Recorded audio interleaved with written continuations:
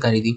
अब दोस्तों भारत और इसके जो जीसीसी का संबंध है उसके ऊपर एक नज़र डालते हैं। जो स्ट्रैटेजिक इम्पोर्टेंस है दोस्तों उस पे मैं सबसे पहले आपको बात करना चाहूँगा।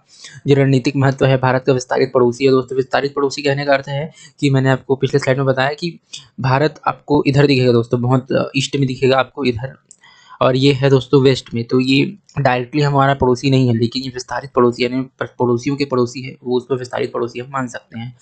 तो हिंद महासागर क्षेत्र में सुरक्षा और स्थिरता, अब मैंने आपको बताया पिछले स्लाइड में कि ये जो दो देश है दोस्तों, ये सारे हैं जो इंडियन ओशन से लगे हुए हैं। इंडियन ओशन से लगे हुए हैं तो उनकी स्थिरता और जो उनकी सुरक्षा है, उसकी शांति, ये सारे देशों की एक जिम्मेदारी बन जाती है दोस्तों, सुरक्षा और स्थिरता।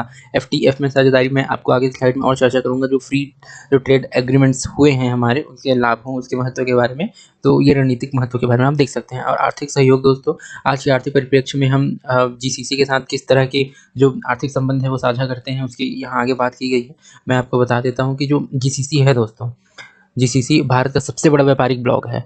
इस क्षेत्र में आप देखें तो सबसे बड़ा व्यापारिक ब्लॉक कहलाता है, और 2021-22 में व्यापार 154 बिलियन डॉलर, उससे ज़्यादा था दोस्तों। 154 बिलियन प्लस लिखा है, यानी 154 बिलियन ऑफ यूएस डॉलर से भी अधिक था।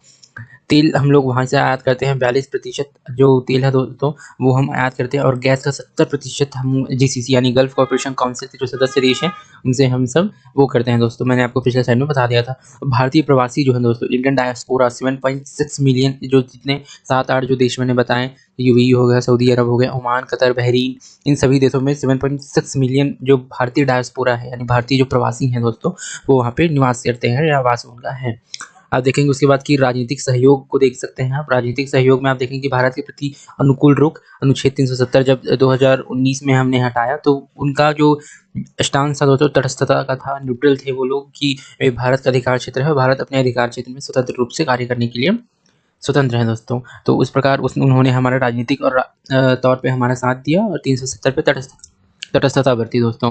और भारत को यूएनएससी अस्थायी सदस्य के रूप में समर्थन, इसका आप देख सकते हैं कि जो जीसीसी है दोस्तों, वो आप जानते हैं कि यूएन का जो यूनाइटेड नेशन जो सिक्योरिटी काउंसिल है दोस्तों, उसकी अस्थायी सदस्य के रूप में ये हमेशा समर्थन देता रहा है।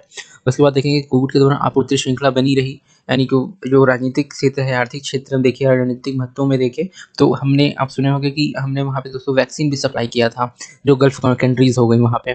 तो इस तरह से आप इसको देख सकते हैं दोस्तों। रक्षा सहयोग की अगर हम बात करें तो रक्षा सहयोग भी आज के जो इकोनॉमिक या जो डिफेंसिव आप सोच सकते हैं जो कॉर्पोरेशन है, उसमें भी एक इम्पॉर्टेंट रोल प्ले करता है। तो रक्षा सहयोग में देखेंगे कि द्विपक्षीय अभ्यास ओमान के साथ होते हैं, जिनका नाम है अल नजाह, नशीम अल्बन और ईस्टर्न ब्रिज के नाम से आप इसको देख सकते हैं दोस्तों। और यूएई के साथ भी हमारे द्विपक्षीय जो